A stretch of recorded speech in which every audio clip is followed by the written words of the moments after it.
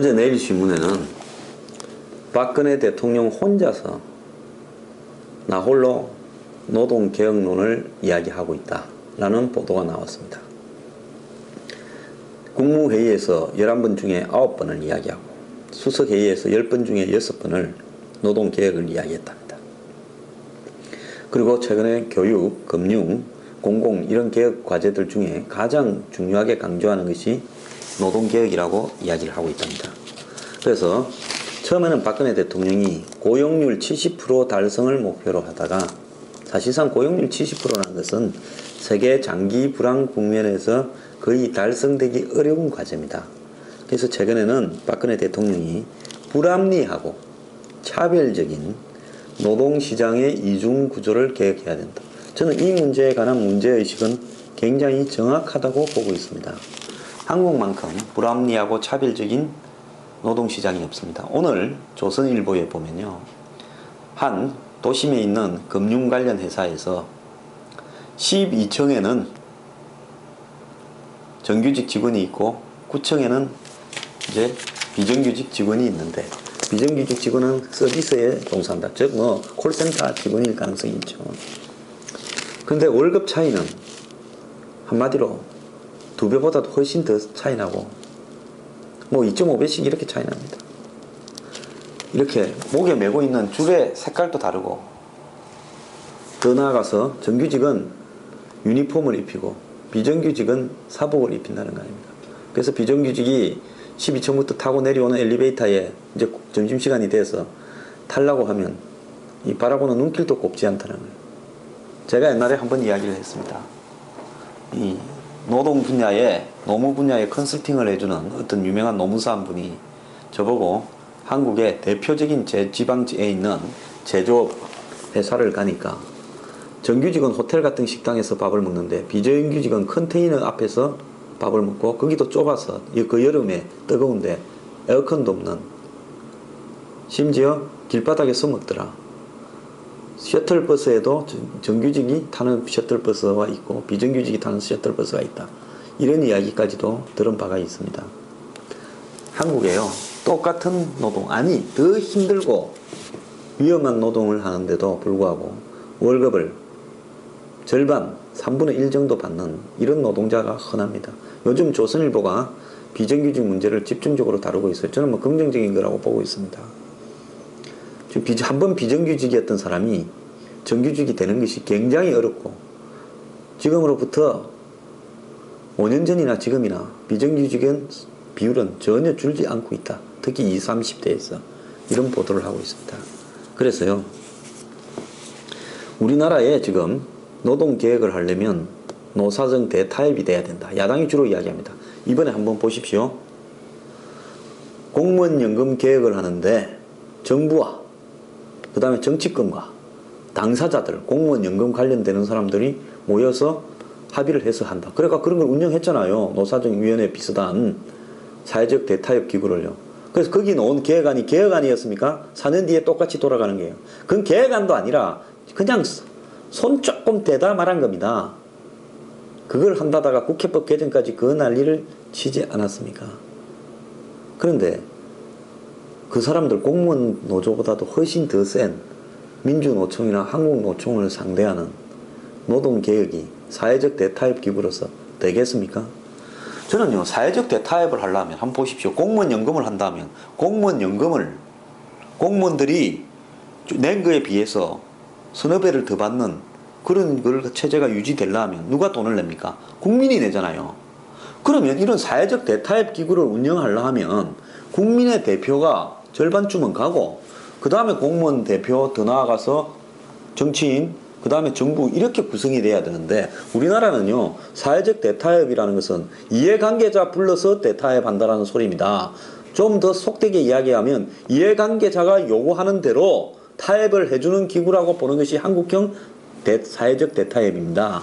네덜란드 같은 이런 나라, 덴마크 같은 나라가, 스웨덴 같은 나라가 선진국으로 되는 과정에서요, 예를 들어서 노동자와 정부 간의 대타협, 또 당시에 정규직 노동자와 비정규직 노동자의 대타협, 복지 문제를 둘러싼 이 전반적인 노조와 국민과 정부 간의 대타협, 그리고 고용 문제를 둘러싼 대타협, 이런 것들이요, 선진국가에서 정말 어떻게 저런 양보를 할 수 있을까, 이런 수준으로 진행이 되면서 대타협이 된 겁니다. 독일 같은 경우에도 오늘날 독일의 노동자가 경영에 참가하고, 그 다음에 이 CEO들이나 경영자들이 노동자에게 모든 이 회사의 수익 구조나 이런 어떤 회사의 방향에 대해서 자문도 듣고 다 자료를 공개하고, 이렇게 갈 수 있는 것은 결국 노동자들이 같은 지역에 근무하는, 같은 노동을 하는 사람은 똑같은 월급을 받는다라는 법에 찬성을 했기 때문입니다. 자, 거기서 많이 받는, 한국처럼 1억을 받는 사람과 2,800만 원을 받는 사람이 같은 직장에 근무한다. 이런 걸 갖다가 가진 사람이 양보를 하려고 했기 때문에 그런 겁니다. 그런데 한국의 민주노총이나 한국노총이 과연 그러합니까? 그래서요, 솔직히 말하면 이 노동개혁 문제가 사회적 대타협처럼 되면요, 뭐 임금 피크제 도입할 거냐 말 거냐, 이런 어떤 식으로 논의를 하다가 그냥 적당히 또 어느 선에서 서로 그냥 개혁했다라는 핑계만 대고 마무리될 건데요. 정말로 중요한 것은 노동자의 대각성입니다. 여기에서요, 제가 이번에 대통령이 기업인 사면을 해줘야 된다는 쪽을 조금 기울지 않는가에 대해서 왜 방향이 바뀌었을까 조금 의구심을 가지고 있고, 또 그런 부분에서 제가 조금 그러면 가장 혜택을 많이 받는 사람은 SK의 지금 최태원 회장이다. 구속되어서 지금 한 1년 반, 2년이 다 돼가지 않습니까? 저렇게 장기적으로 구속 생활을 한 재벌 회장이 없었어요. 상대적으로 딴 사람에 비해서 오래 사니까 한마디로 형평성이 맞지 않는다는 논리는 맞지만은, 또 그런 정도의 문제를 저지르고 배임행위, 탈세, 외환 유출, 다른 사람과 비교했을 때는 또 많이 사는 것도 아니다. 근데 왜 저리 엄살일까? 이런 생각도 있었습니다. 그런데 여기에서 저는 대통령의 생각이 바뀌게 된 하나의 사건을 오늘 찾았어요.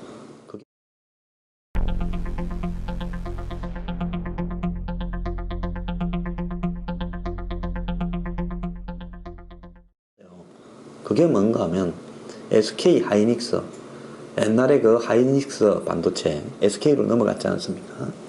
처음에 LG에서 시작했다 그럴 거예요. 그런데 이 하이닉스 반도체가 임금 공유제라는 것을 노사간에 합의를 받습니다. 그래서 임금 공유제가 뭔지 모르는 분들께 제가 약간 이야기를 하겠습니다. 자, 노동자 측이요, 대의원 회의를 통해 가지고 오른 임금의 인상분의 10%를 협력사, 즉 하청회사 직원들을 위해서 쓰겠다. 그러니까 자기들이 올해 3.1% 올랐는데 2.8%만 오른 걸로 하고, 나머지 거기에 0.31%는 노동자한테 주라. 이걸 SK 하이닉스 노동자들이 스스로 결의했다는 겁니다. 그분들은 협력사 직원들보다 훨씬 낫겠지만 사실 그분들도 빠듯하게 사시는 분들이지 크게 잘 사는 분들이 있겠습니까? 근데 하이닉스는요, 한때 망해가지고 정말 해고하고 월급도 못 받고 성과급도 못 받고 진짜 고생을 했던 회사입니다. 이 회사가 SK로 오고 난 다음부터 요즘 이 투자나 결정들이 잘 되고 또 연구개발이 잘 되어서 작년에 엄청난 사상 최대의 흑자를 낳았죠. 영업이익이 5조 정도 나왔습니다. 작년에 성과급을 많이 받았는데 작년보다는 올해 훨씬 임금 인상률이 작아요. 작년에 보다는 한 절반 정도밖에 안 되는 걸로 제가 알고 있습니다. 그런데도 그 중에 10%를 고생하는 하청회사한테 떼겠다니까 회사가 또 어떻게 했느냐. 회사는 그러면 우리도 거기에 상하는 액수만큼 우리도 내놓겠다. 그래 그걸 같이 협력사를 돕자. 이게 정부가 시킨 것도 아니고 누가 강요한 부분도 아닙니다. 하지만은 이 사람들이 지금 가지고 있는 문제의식은 뭔가 하면요, 같은 공장에서 일하면서 협력사, 하청회사 직원들도 똑같은 데서 일해요. 요즘 딴 데서 만들어가 납품하고 그런 것도 있지만은 반도체 같은 경우나 업무 공정상 한 데서 같이 일해야 될 부분이 있는 데는 협력사, 하청회사 직원들도 같이 일하는 공장이 굉장히 많습니다. 그리고 같은 공장에서 일하면서 장비 세척이나 물류 등 힘들고 어려운 일을, 위험한 일을 하는 사람들이 50, 60%의 월급만 받는 데는 우리도 양심상 가책을 느낀다. 이런 입장에서 이 사람들이 동반성장이라는 게 이렇게 같이 가야 되는 거 아니냐. 이렇게 해서 노조 대의원회에서 82%가 찬성했다는 겁니다. 그러다 보니까 회사 측도 똑같이 내놓는다. 이게 무슨 정부가 예를 들어서 지금 최태원 회장이 가치가 있으니까 최태원 회장이 풀려나기 위해서 뭐 이 노조를 보고 지시를 할 수 있겠습니까? 이거 어떻게 지시해요? 회사 보고는 지시할 수 있겠지만은. 그래서 노조가 이런 결정을 해서 결국 66억이라는 돈이 앞으로 이제 협력회사에 4,000명한테 혜택으로 돌아간다는 겁니다. 물론 10%라 그러면 임금 인상분의 10%. 올해 내가 뭐 월급이 예를 들어서 20만 원 오르는데 20만 원에 10%면 2만 원밖에 안 되니까 굉장히 적은 몫이다 볼 수도 있겠습니다만은 일단 출발부터 그렇게 해서 서로 간의 양보와 이런 부분을 통해 가지고 결국은 노동자들의 양보가 없이는 더 비참한 처지에 있는 노동자들을 구할 수 없습니다. 지금 대한민국의 노동 구조가요. 몇몇 대기업 현장에 일하는 기종 노조원들의 한마디로 자기 밥그릇 챙기기 또 기종 노조 간부들의 행태들 때문에 솔직히 경쟁력이 떨어지면 임금을 조정하고 또 더 나아가서 새로운 젊은 사람들을 고용을 하기 위해서 나이 든 사람들이 좀 물러도 나고 임금을 좀 깎기도 하고 서로 임금을 갖다가 높은 데는 깎고 낮은 데는 올려줘서 비정규직보다는 정규직을 많이 채용해주는 이런 차별이 없는 고용을 갖다가 하는 것이 한국의 급선무죠. 근데 이런 부분들이 결국은 노동자들이 버티고 있으니까 회사의 사주들은 노조 눈치 보면서 그렇게 못하고 또 해외로 나가버리고 제가 전에 한번 이야기했지 않습니까? 미국의 자동차 공장에 현대자동차 엘리베마 공장 이런 데에서 노동 생산성이 한국이 노동자들이 그 공장에 60%밖에 안 된다. 이런 이야기도 있습니다.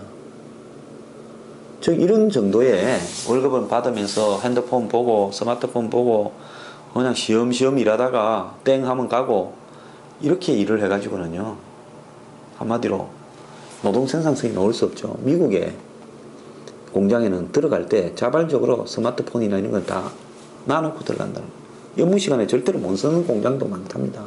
근데 한국에는요 뭐 언제 전화해도 다 받습니다. 그래서 이런 어떤 노동자 스스로의 양보에 의해서 자기보다 더 열악한 처지에 있는 같이 일하는 노동자에게 양보를 하고 그 도덕성을 바탕으로 왜 사주가 이렇게 해주느냐고 요구를 하고 그 다음에 정부가 또 그런 부분들을 유도하면서 개혁을 해나가고 이렇게 해서 노사정 3자가 각자 양보하고 협력을 해야 이 차별이 없는 즉 비정규직 문제가 시정이 되는 겁니다. 비정규직이요 공식적으로는 지금 650만이라고 이야기하고 비공식적으로는 1000만쯤 된다라는 이야기도 있습니다. 실제로요 정부의 통계는 극히 형식적으로 잡히는 부분이 많기 때문에 저도 1000만 명이 넘는다고 보고 있습니다. 이제 정규직 노동자보다 비정규직 노동자가 훨씬 많은 세상이 되었습니다. 한국에 월급 받는 노동자가 뭐 1800~900만 밖에 더 됩니까? 그래서 이런 상황에서 대통령이 지금 입만 열면 노동개혁을 외치고 있지만은 지금 여야 정치권이 지금 한 게 뭡니까? 정년 연장에 대해서 합의하고는 그 뒤로는 개점 휴업인 겁니다. 자, 정년 연장을 하면요 노동 계획이 됩니까? 나이 든 사람 물러나지 말고요 늙어도 죽을 때까지 회사 붙어 있으라고 하는 거 아닙니까? 자, 연세가 많은 분이 일할 수 있으면 일을 하게 해야죠. 요즘 70까지도 일을 얼마든지 할 수 있는 세상이니까. 그러면 그분이 회사하고 타협을 해서 나는 월급을 이제는 전성기에 절반만 받겠다, 60%만 받겠다, 이런 식으로 하는 임금 피크제를 도입을 하고 일을 해야 될 거 아닙니까? 그러지 않습니까? 그래서 일자리는 줄어드는데 내가 더 받으려고 그러고 내가 안 나가려고 그러면 젊은 사람들은 어떻게 직장에 취업을 하고 또 비정규직들은 어떻게 정규직이 되겠습니까? 이런 노동개혁의 어려운 문제들에 대해서 이번에 SK 하이닉스 노조가 보인 태도는 칭찬받아 마땅을 하고요. 그렇기 때문에 기업인 사면 이야기도 나온 게 아닌가 순수하게 제 생각입니다.